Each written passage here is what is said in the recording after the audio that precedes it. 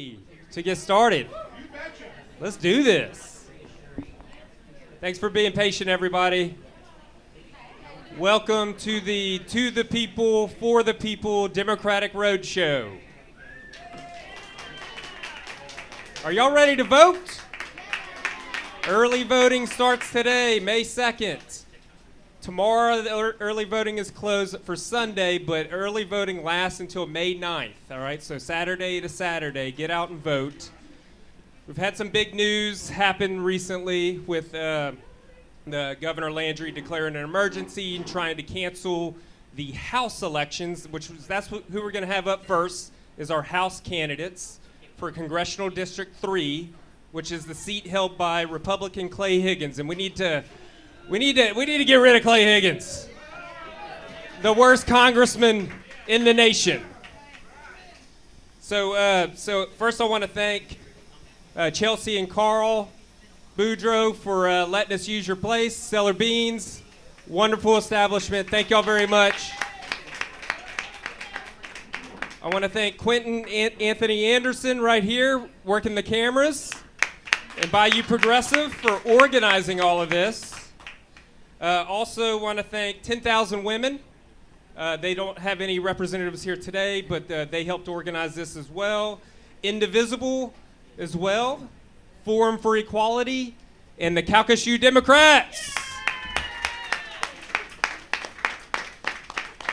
All right, so maybe at the end we'll talk a little bit about the amendments. But first right now, you can go to the ballot. I think on the ballot it has the House candidates still listed. It does. I would recommend still voting, no matter what. Even if Governor Landry is trying to cancel the House elections, if it's on the ballot, vote. Make sure and get out there. And y'all can go right after this to the courthouse and go vote. So I think we should all get out there and go do it after this. You can ask all the questions you want to our candidates. Figure out who you like the most and go vote for them right after this. So this is how we're going to do it, y'all. We're going to have our House candidates up first for the first hour, and then we're going to do Senate candidates. Not all of them are here yet, so that's why we're starting with the House. We'll have 90-second openings, all right? A 90-second closing, and we'll be doing questions, about 3 to 5 questions first, and then the last 20 minutes we'll take questions from the audience. So if y'all be thinking of a question you want to ask, and we'll have y'all come up whenever the time comes, and you can ask it on the microphone. Sound good? All right.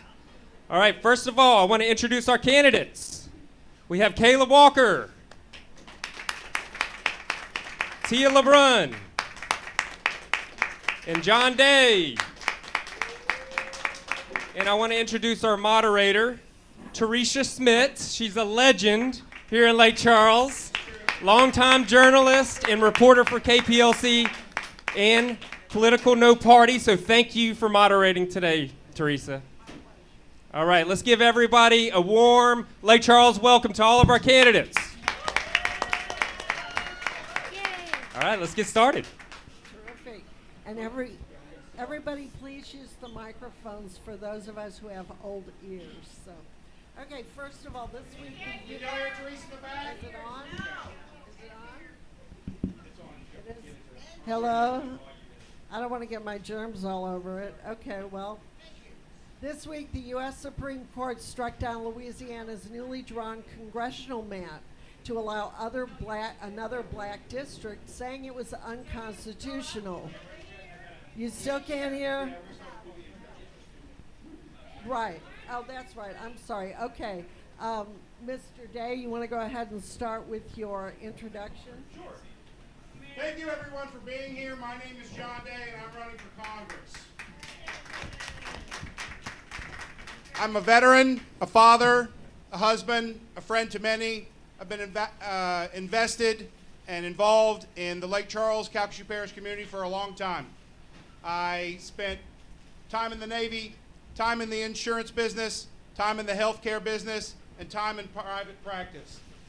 During those forays into those careers, I spent time translating fine print to common folk. I found that I could understand what the hell they were trying to tell you, and what they were trying to trick you with, and how they were trying to spin it around, and sit down at Meemaw and Pawpaw's table and say, here, this is what they mean. I'm running because I'm tired of the nonsense. I'm tired of them changing the goalposts while we're about to win the game. I'm tired of getting trampled on and seeing my family and friends and neighbors get trampled on. I'm tired of seeing and knowing there's a better way to do it and watching people sell our future down the road with this commander in thief. My name is John Day, and I'm here because I think I can do a better job than Clay Higgins.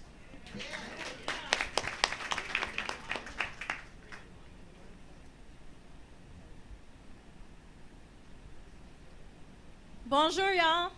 I'm Tia LeBrun, and I was a French teacher here at LCB in 2004 at the start of my career. I taught at Sulphur High and also at Henry Heights Elementary in the French Immersion program. I'm now studying for my doctorate and am a consultant still in the education world, supporting a small private school right now. I have a lot of experience with research, and I intend to be using those skills to make sure that life in Louisiana becomes, again, life that can be really fulfilling, where our children won't have to move away, where our coastlines are protected, where we have accountability to industries, and we invest in greener, more modern energies to diversify and remain an energy leader in our nation. Again, I'm Tia LeBrun, and I'm number 9 on the ballot right now. I'll probably be on some other ballot in the future, depending on how this all goes with the governor's emergency bill plans. But I'm glad that this place is so packed today. Thank you all for coming out and listening to us and asking your questions. And let's see what we can learn about each other.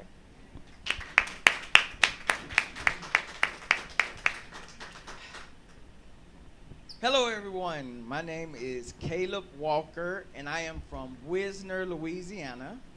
I was born to Lena and Charles Walker, to some loving and caring parents. We had 6 kids that I don't think they liked the other 5 as much. However, I attended Franklin Parish High School where I graduated in May 2008. Shortly after, I enlisted in the United States Army, where I did 10 wonderful years, achieving the rank of Sergeant First Class, E7, and 1 combat tour to Afghanistan. However, due to some medical illness, I was forced to retire early. So after that, God called me to move to Lafayette. And ever since then, I've just been building that relationship. I earned my Christian leadership degree, and I am currently enrolled in SLCC, pursuing my degree in political science. Why am I here is the big question, right? So my campaign is on Let's Build Our Community. And the thing about community, you can't spell it without unity. So it's gonna take all of us to come together with one common goal so that we all can live the life that we wanna live. Caleb Walker, it's Caleb with the C. So on May 16th, make sure you vote for me. Love y'all. Okay. Our first question. This week, the U.S. Supreme Court struck down Louisiana's newly drawn congressional map to allow another minority district, saying that it was unconstitutional. If this holds, what can be done to assure that black citizens and other minorities are fairly represented in Congress? We'll start with Mr. Day. Gosh, I don't know. I think that when you don't know, coming to the microphone and bravely saying, I don't know, is okay. I'm scared today. I'm angry today. I'm trying to understand what our pathways are. But what's clear is when I leave this place, I'm going to go vote for myself. I'm going to bring my wife with me, and she's going to vote for whoever she chooses. And that is what matters. That you vote, that you participate, that you stay involved, that you understand what's going on. What can be done is we can hope together. We can fight together, we can vote together.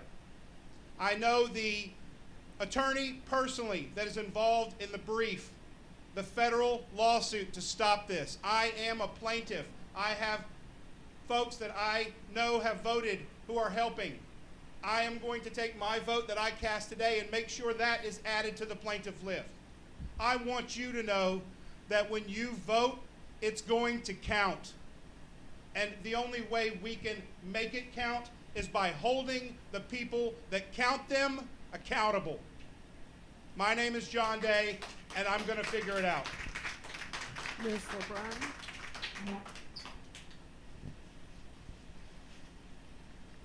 So he's right. We really don't know what is going to come of this. Hopefully, something will come from the litigation already enacted through several candidates, several voters, the League of Women Voters, Sierra Club, other organizations who are looking at this through a critical eye. We need our court systems to stand up for minority voters in Louisiana. The way this map was drawn this time had a lot to do with me running again. It includes Terrebonne Parish, where the United Homa Nation, my tribe and my family, are located. And I grew up in Homa. I worked here for over 10 years as a part of the Lake Charles community, and now I'm in Lafayette since I got the immersion supervisor gig in 2016. So I understand a lot about these coastal communities, having lived in them so much. And I was really counting on having every opportunity for this coastal district to have their voices heard. Hopefully, we will still have that outcome at some point soon, but it's going to take all of us who are not the average citizen, average voter, to reach out to our people, to our networks, and encourage them to get registered, to update their registration, and to vote at every occasion that they have. So that's my answer. Can you repeat the question? The Supreme Court struck down Louisiana's new Congressional District map this week that provided for a minority-dominated district. What can be done if this stands to ensure that black citizens are fairly represented in Congress?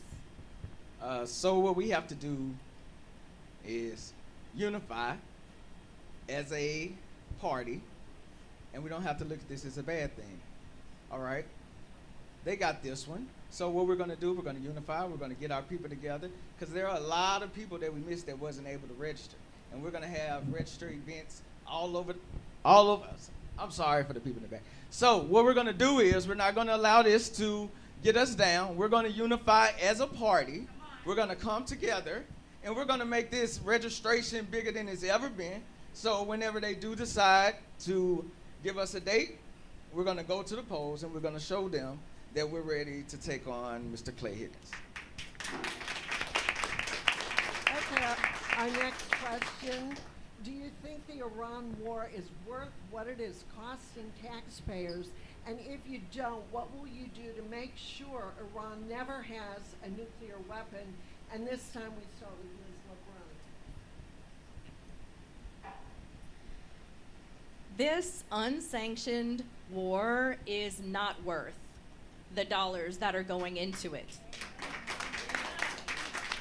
We could be spending $1 billion a day guaranteeing universal child care, universal preschool, universal family leave in the United States. And we are spending it on an uninstigated war at this moment where Iran definitely has the upper hand. And we look like fools on a global stage.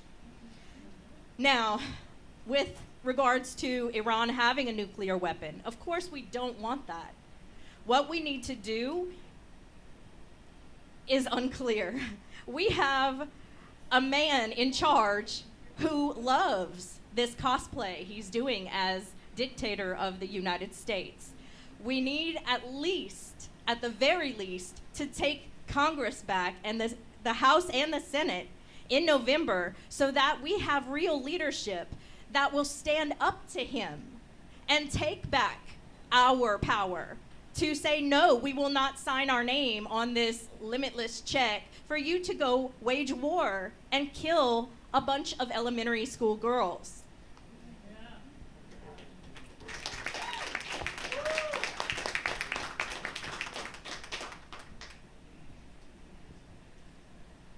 So yes, I'm gonna start with, we do not want Iran to have a nuclear weapon.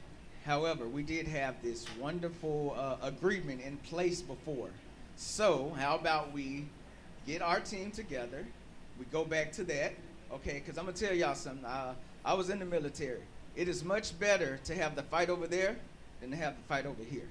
So we go back to that nice agreement that we had with Iran, and that's going to be with them not having the nuclear weapon. What was the first part of the question? Do you feel that it's costing more than it's worth? Yes. Also, the Secretary of Defense should definitely lose his job. We should have someone in there more experienced, more that has more of the technical knowledge of what is going on with the modern day. So that would be my stance.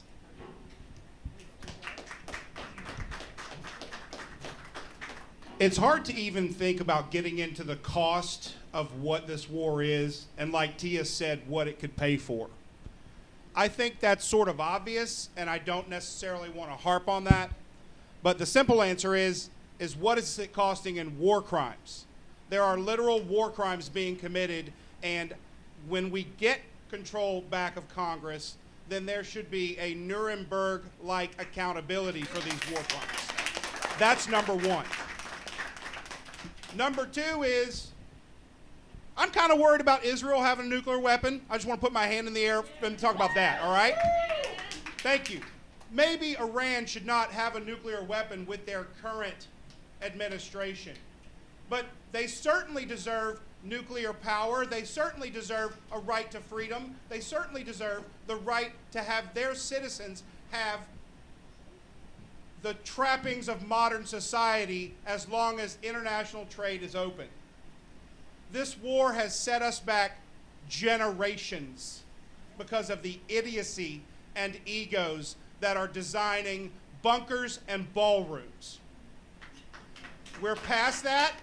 We have to arrest not only this whole process, but the people that are committing these crimes against these children's financial future. Our next question, and Mr. Walker will go first.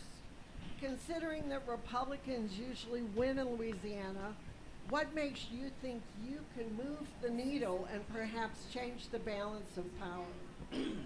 Well, for one, I could dance really good, so that's going to be there. No, I am called to unify people. Yeah.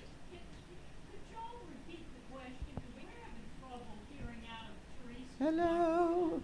I'm sorry. Is it? Oh well. Well, the question is that since Louisiana Republicans usually win, what do these guys think that they can do to move the needle and perhaps change the balance of power? Could you hear me that time? Yeah. Okay. Okay.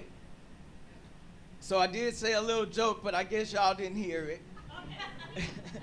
Because I could dance. No? Okay, it didn't go. Anyways, God called me here to be a unifier.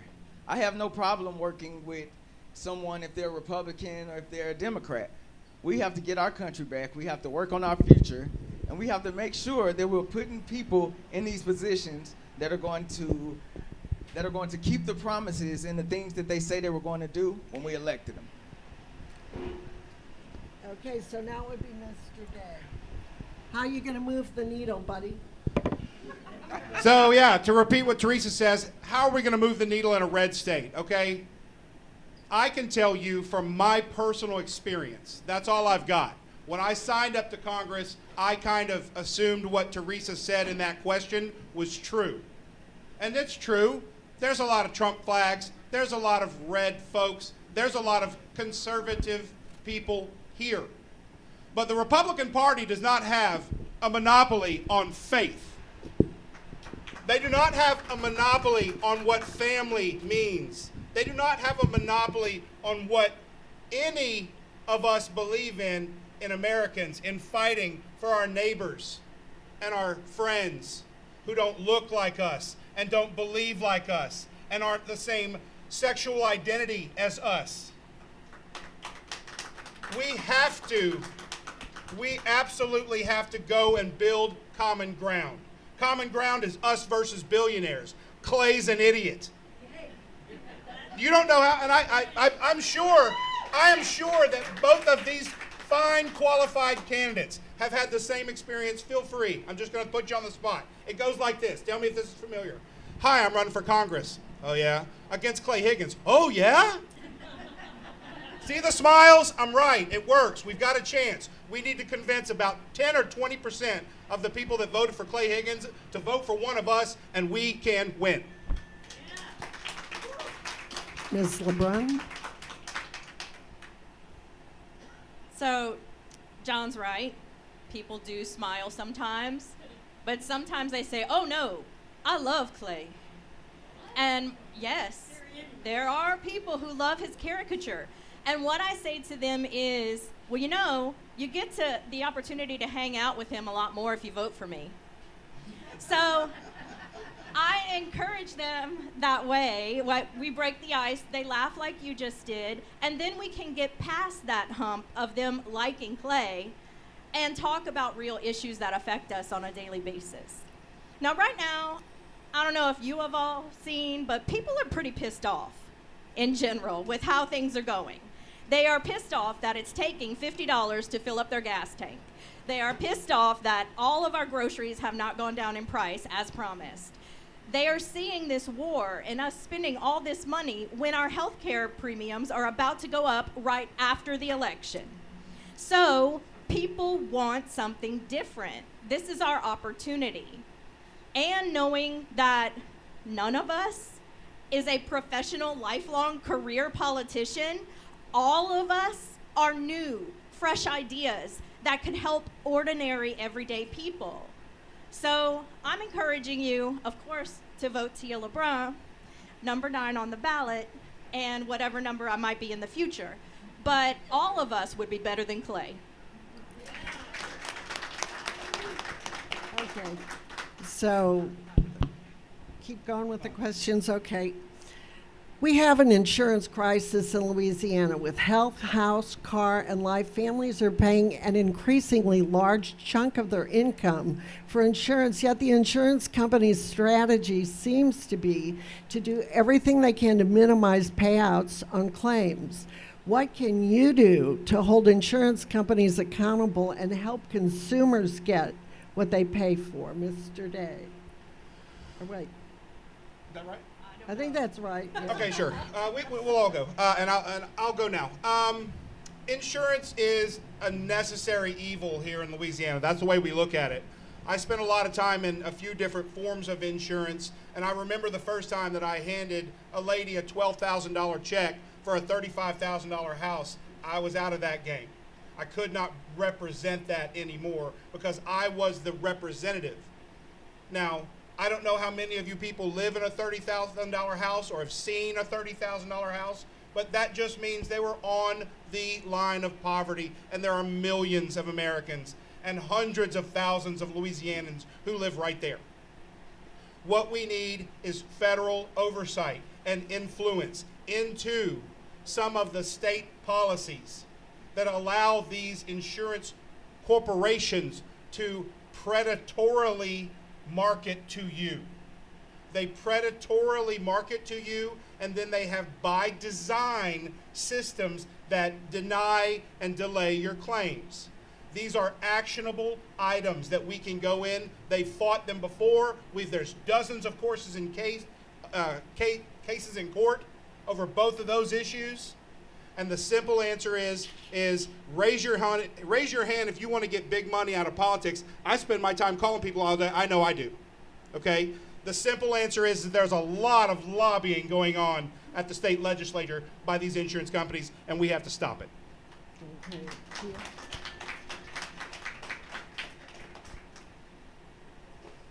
We need a robust national disaster insurance program. Louisiana is not the only place that suffers from national disasters. It is a nationwide issue, and if we all share in the cost, it will bring the cost down. Also, we need fortification here. Our past levee systems did not include every community. Some of my family, some of the tribal members in Terrebonne Parish on Ile Jean-Charles, are the first climate refugees in Louisiana who have had to abandon the island that wasn't included in the levee protections. We must hold accountable the industries that are affecting our coasts so that we can further mitigate the cost of the risk. If we mitigate the risk, the cost will naturally go down over time. We also need to keep federal funds available through FEMA and other organizations and streamline those processes to make them better so that we can have this collaborated effort to rescue people, to address disaster shortages. We don't need block grants in states, for sure. I don't know about you, but I don't trust Jeff Landry enough with a block grant to be in charge of rescuing me if it floods in Lafayette. Jeff Landry with a block of cheese. So as far as the prices of insurance, I think what we should do on the federal level, we should offer insurance for all. That's Medicare, Medicaid, homeowners insurance. That way that we can regulate it so that big insurance companies aren't coming down, taking advantage of our people. Also, guess what? Living in this area, we're probably going to see a hurricane or two. So when that does happen, immediately we need to start setting up FEMA locations. We need to have people ready, not after the storm, before the storm. And I think that'll help this coast out a little bit. Okay, our next question, and Ms. LeBrun will take it first. What do you propose to prevent a president from exceeding his authority, for example, and engage in wars without congressional approval? Impeachment would be my recommendation. However, Congress has given up their power to keep him in his lane.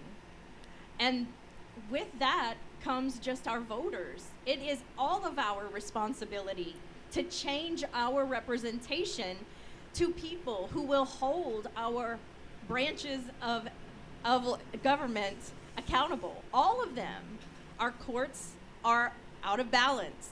Our executive is completely out of balance. And Congress is just sitting back watching.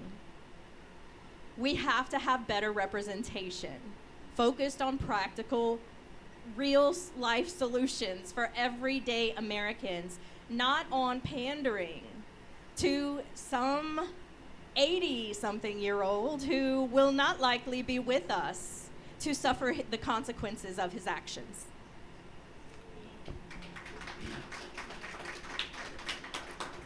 So for me, I would do articles of impeachment, and I would do it every day that I am elected until Mr. Trump is gone.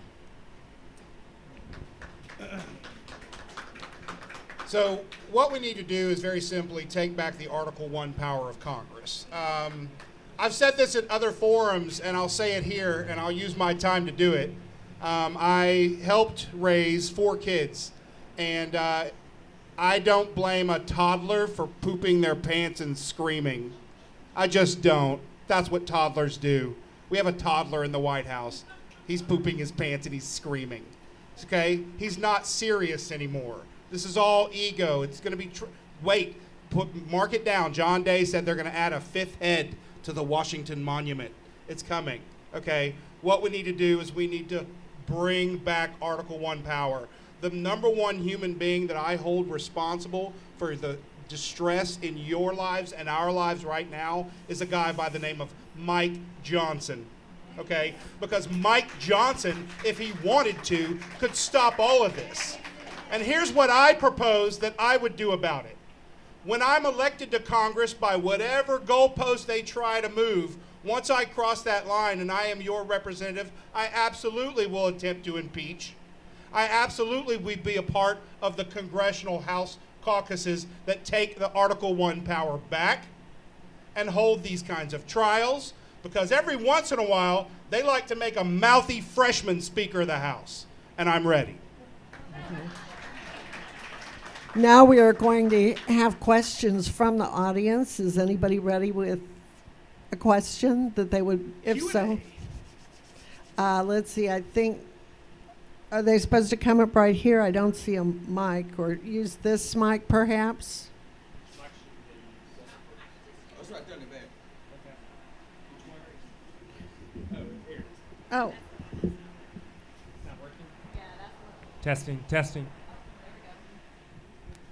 Hello, testing. Good morning, everybody. Good morning. Good morning. 36% of voters voted in the gubernatorial race when our current governor was elected. That was the lowest since 2011. 64% of people decided they were disconnected and did not come out and vote. What do each of you think should happen to get those people off the couches into the voting poll? okay. And Mr. Walker, it's your turn to go first. So what will we do, right? We first have to attract the younger generation to come out and help vote, because they feel there's no purpose for them to vote. It's not going to change anything. So guess what? We have to dive in. We have to change that narrative. Guess what else? People love free food. We can make this voting thing into something fun. It doesn't have to be, let's go fight. No, we're going out to have to make a statement so that the people at the White House know that we're coming back to take charge. Okay, Mr. Day? I want to repeat the question one more time, and that is, I think she wanted to know what you would do to try to get people to a greater voter turnout. yeah, that's the big question, is it? We're letting minorities decide everything, and because what she meant when she said that turnout, that was all parties. That's everybody. I kind of had to sit on that for a second. I said, well, there's 30% of them and 30% of us and 30% didn't vote. Heck no, that's bad math. That's a third of the people that are cared and interested at all. Well, here, look, we have a choice. It's real easy. It's not necessarily my plan, but it's kind of obvious of what's going to happen. It's one of two things. Either A, your life's not bad enough for you to care. Like when you talk to people and they're like, I'm not into politics. It doesn't affect me. And I'm like, oh, okay, sure. That's the same thing. That's 60-something% of people who thinks it doesn't affect me. Governor of Louisiana, who gives a crap? The other thing that's going to happen, we can either care first or we can have a catastrophe, a calamity, some sort of horrible failing where everybody at once says, wait, they took my neighbor. They weren't supposed to take them. That was a good one. And all of a sudden it's Crystal Night. It's the night of knives. It's a detention camp in your backyard. I'm not speaking in hyperbole when I'm talking about we are in 1933, 1934, 1935 Germany. We are watching everyone consolidate the power, and we have to take it back before they take our ability to do that. Ms. LeBrun?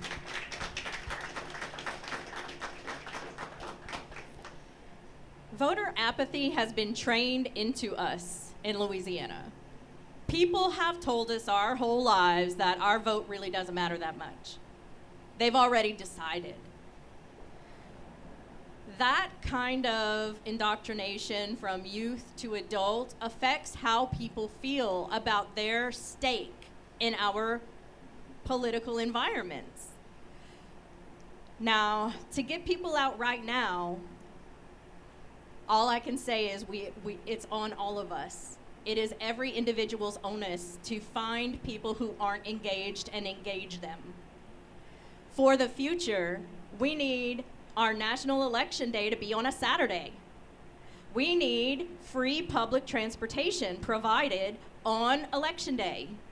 We need that to be a federal holiday where people don't have to work. That will get people out. And getting the money out of the politics would help too, ending Citizens United, because that way our local medias would have to give equal representation to everything on the ballot and everyone running. You already answered that. So we have another question. Hi. I am a local talk radio segment producer, and I'm happy to answer questions until somebody asks me to stop. So my first question is this. I have lived in Calcasieu Parish since 2015. 2 short years later, Clay Higgins won the election, and we have been under his reign ever since. And so what we have seen in politics is that APAC and big money PAC funds control our politics. At the current time, Clay Higgins has over $500,000 in his coffers, yet I have looked at about 3 of your financial statements and your money is far less. And what we know about the world today is that money and big stacks of it wins elections. So my question to you is, what do you plan to do in order to get this message out? Because when you're talking to us and we want to hear your aspirational views of how politics should be, your predetermined blue Democrat vote is already sitting in this room. What I want to know from each one of you is how you plan to get this message out to fence sitters and never Trumpers and Republicans who are deeply unhappy with the way that politics are running in Calcasieu Parish, but aren't sitting in this room today. I think it's your turn to go first. I go first a lot, but I'll go first again. Well, I've been trying to alternate it, so didn't you go first with that? Yes, so Okay. it's your turn to go first. So to answer your question directly, it goes back to the 2-part question. Look, one of us will get more financial support once this primary is over. That's going to happen. So by them extending the primary, it hurts every single candidate up here. It hurts you. It hurts endorsements. So they are actively fighting us on a financial scale. The second part is how do you change hearts and minds of the never Trumpers and whatnot, folks who are not in this room? And my answer to that is pretty simple.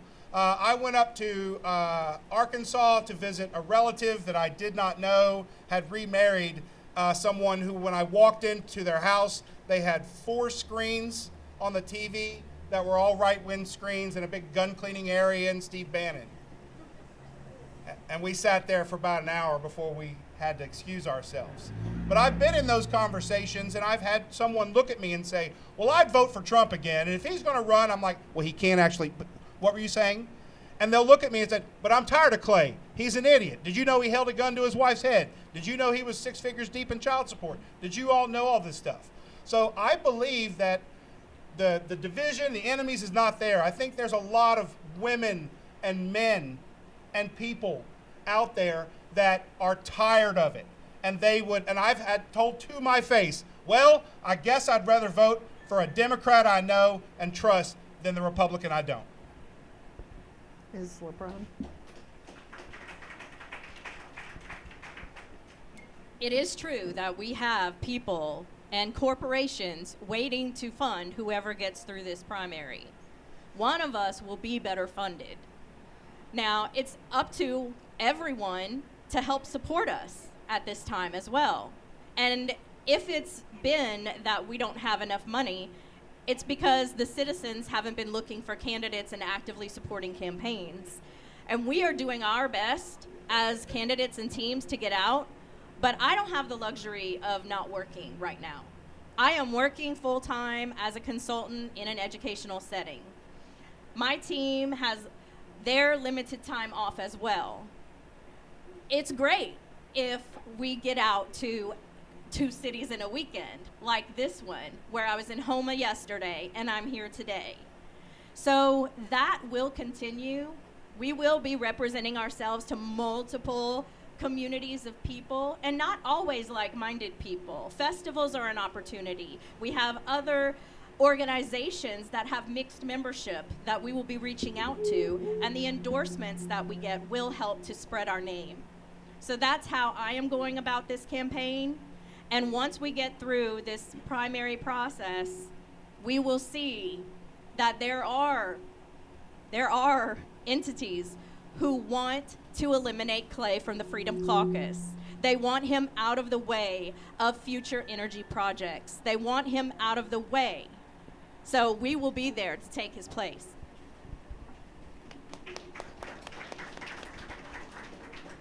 So for me, I have faith in God that He is going to make a way for me to financially go through this. I have been depending on God the whole time. I asked one time for a donation, and it's just not in me to be out there asking as much because I know it's a rough time for everyone. So the system wants us to sit here and ask people that don't have money to invest in us.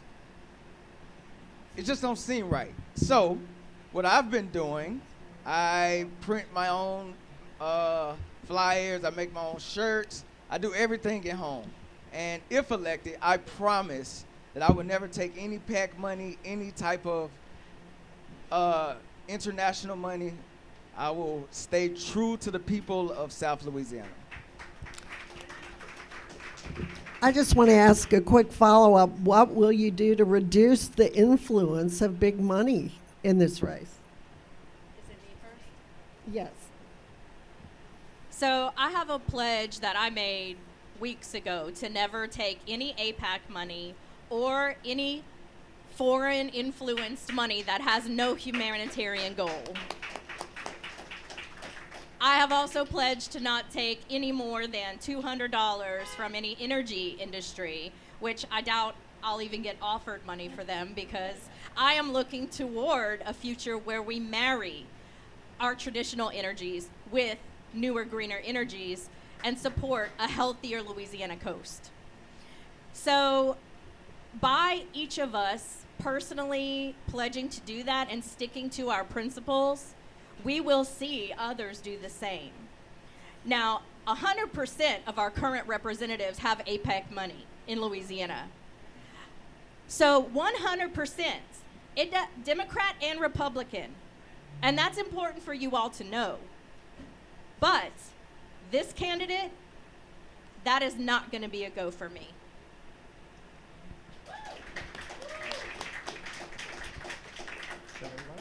So what would I do?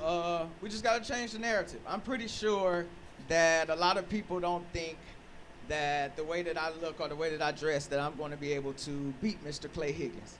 But once again, I have the Lord on my side, and I know that if we can unite, we can change that narrative. Because why is it, if you know how to fundraise, that makes you a better candidate than the other person? So we can change the narrative. We can actually get elected, go in, do our job, and not have to have that the stereotype of, okay, this person has so much money, they're attached to a APAC or something. So it's just about us being more influenced and supporting one another. In Citizens United. I forgot to say that. It's your turn. You're the third Okay. one. Big money. Yeah, big money is both a problem and, you know, we're going to have to get candidates in so we can make changes. Like, there is a certain degree of, well, I just don't want to play their game that we have to sort of get over. And that doesn't mean we have to take APAC money. I've signed the same pledges. But for example, there are unions, there are supportive PACs that do believe in liberty, that will support the democratic platforms that we stand for, that will support us as soon as we can get past the primary. I've been in conversations personally. As the endorsed state party Democrat, we are continually trying to find ways to unify and get money that is from good sources, that are from people. But I don't think we can just ignore and say, well, we can't compete on that level at all, so let's not play. I think we have to put our best foot forward until they get one of us through the primary. And then I personally believe that I can probably out-fundraise Clay, but I won't even need to beat him dollar for dollar. I have another question. Well, was there someone else who was next? I just want to Okay. expand on my first question. So thank you so much for addressing the money concern. But the second part of my question was how you plan to engage with people who aren't in this room today. And the one thing I did not hear any of you discuss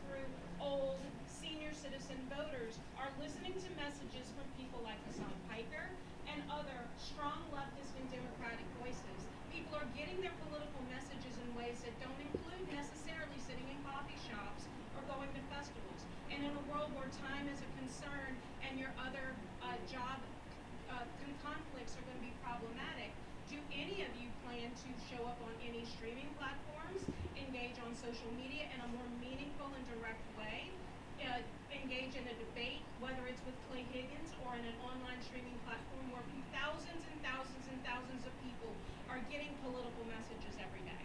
Okay, isn't it your turn to go first? Well, it's funny you say that. I do have a podcast set up. I was just waiting till after the primaries to officially go into it. However, social media is very, very big. I do have experience in that area. I went to school for digital media design, and that is how we're going to reach and touch the other people that aren't in this room. I'm just trying to get my shows lined up, and it'll be out pretty soon. And yes, I do plan on going live, and I do plan on streaming. So to answer your question, I, in addition to working full-time doing this, I also have a team coming out. I'm on all social platforms. I've got my own Walking for Congress that I do. I did an interview with Politico yesterday. I'm set up with Tim Miller, James Talrico, General Honore, Rachel Muir, David Maddow. These are all contacts who are waiting for me to win the primary.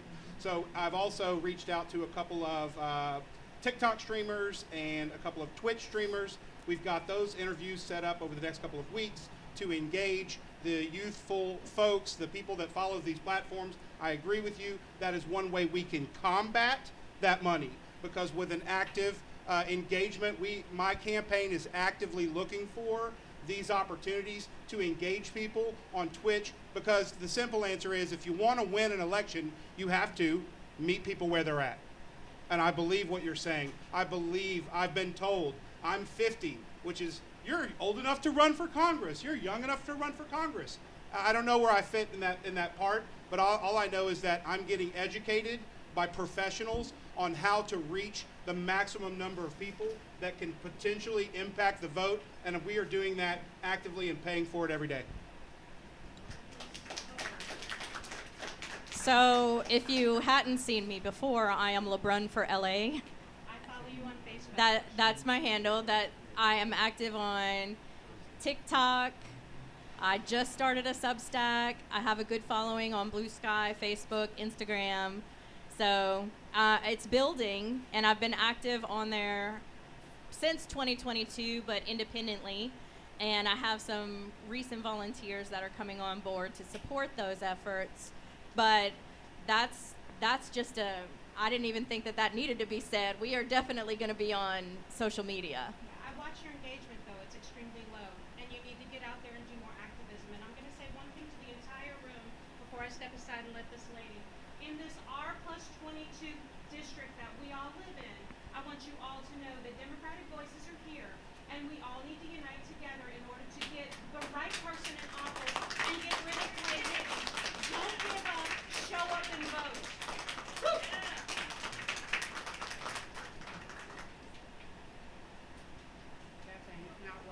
Just yell at them. Let's go. All right. Real big. Still speaking. Hello? Nope. No. Here, try this one. All right. So we all know, and let me say this first. This young lady is absolutely correct. So before I ask him my question, I do want to say a couple of things. One thing that we do in this region is that we always focus on determining who is a viable candidate according to how much money that they actually raise. We got to stop that as a Democrat. If you don't have the money, you need an army. All right? Boots on the ground, grassroots organizing is the way to go. Also, with that being said, we have a gift right now for Congress and Senate with all of the turmoil that is happening right now in Washington, D.C. We have an opportunity to get rid of, Johnson for one, Clay, Kennedy. You know, we need to make sure that we help these people, everybody that is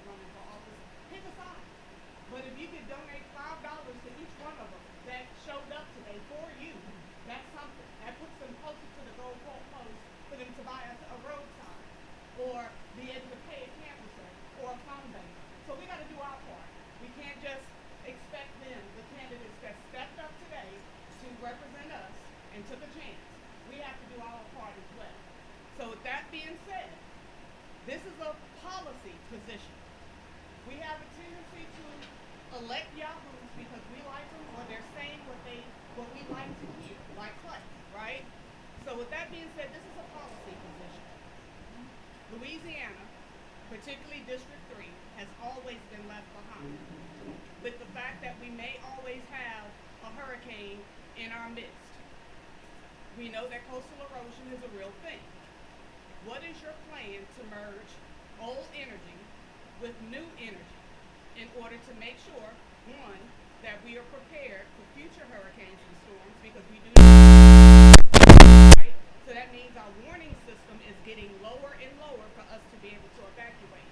What is the policy plan that you guys would think about implementing to help prepare Louisiana for a better future? If you think about the reports, we're supposed to be underwater within the next 10 years. And how do we prepare young people for some of these jobs? Because remember, politicians love to tell us about these great jobs that's coming in. So how do we prepare our young people for the future of new emerging energy? The charging stations for Teslas, are they green 100%? No. They are connected to our grid, which has fossil fuel embedded into it. What we have to do is more of that. I received a bill because I drive a hybrid from the state government. Hybrids are where we need to go. And we have to be careful with our energies and our infrastructure, because the CCS programs that are coming out, the carbon capture sequestration projects, our emergency vehicles that run on combustion engines will not be able to get to you if they rupture. It displaces enough oxygen that our cars won't start. We will lose consciousness and suffer as a result. This happened in Mississippi just a couple of years ago. The technology is there, but the safety and the science has not caught up with it. And we have to be very careful with that. And how many jobs are going to be coming from these projects? Data centers and CCS projects do not provide enough long-term jobs. It is temporary construction work, and yeah, we're great at that. But then they pull in people from outside and have less than 100 jobs on site permanent. We cannot allow Louisiana land, is my time up? We cannot allow Louisiana land to be taken advantage of in that way, and we have to use the programs already in place, like the Jumpstart programs, to prepare new waves of workers capable of working in those greener energies.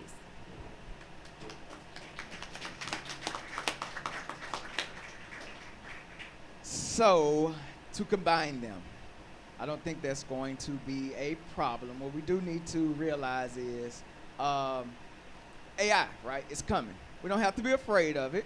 We just have to make sure that we're regulating it right, so that we are learning together, so that we can produce better types of energy, that we're not drilling into our earth, that we're not losing Louisiana, that we listen to the scientists and we go from there as far as working together, because this Louisiana was pretty much, very profitable for the oil industries, and it paid a lot of people. So we don't want to just, hey, you got to get out of there, but we need to make sure that they know, hey, we have to protect our land. So working together with the science, with our new technology, that is going to help us. And as far as the jobs, so I'm on the task force for career alignment. So we do work with some of the upcoming businesses that come to Louisiana, and we're making sure that the high schools, the colleges, they're all connected and that they're getting this training. So when they're done with high school or school, they'll be able to go right into these businesses.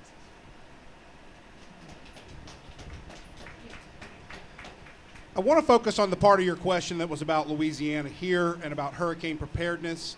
I want to encourage everyone in this room to continue to vote and do all the things we've talked about today, but I definitely want you to make this note in your phone to yourself. on Google, you need to look up Just Imagine SWLA. What that is that's a quasi-private, quasi-government entity that is combined. It's a nonprofit.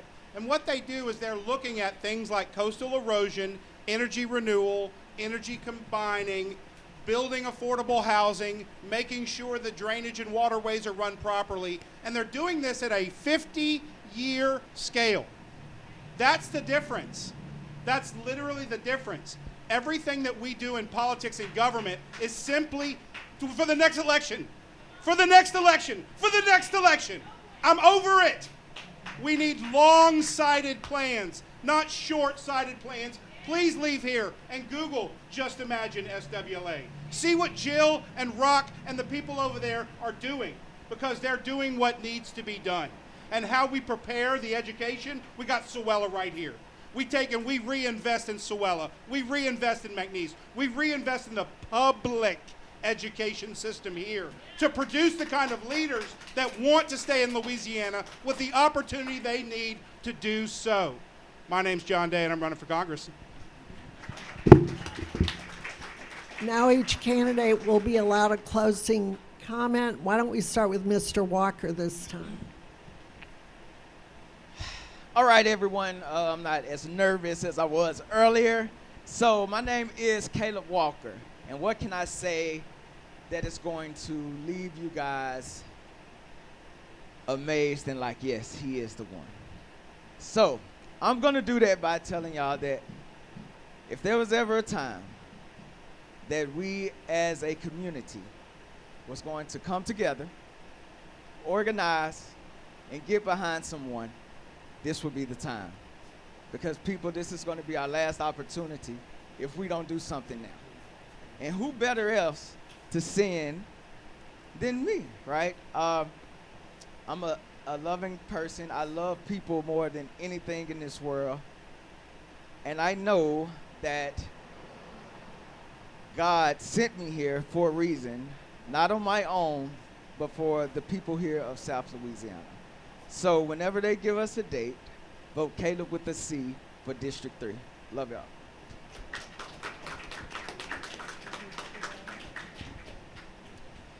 All right, hit the button. All right. I'm going to try to sort of just close with hope. I apologize to my beautiful partner in the back, wherever she went. She's been dealing with a very frustrated, anxious John Day, and that was the John Day that walked in here. I walked in here angry. I walked in here disappointed in them moving the goalpost, and I walked in here not knowing exactly what the future held. And I still don't. But what I do see is amazing hope and energy in the eyes of the people of this room. We are not the power. You are the power. We absolutely need to consolidate. We need to consolidate behind whatever you choose to be up here, the most serious candidate. The most candidate who believes what you believe, who will fight for what you want fought for.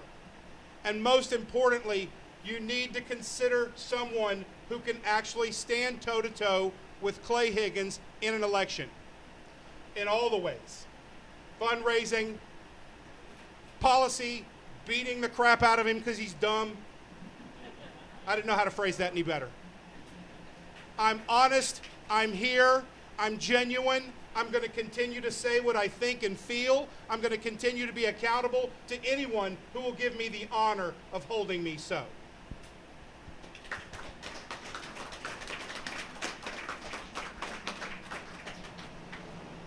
I taught in a public school for 18 years and was a consultant in public schools for 3 more. I have dealt with middle schoolers before.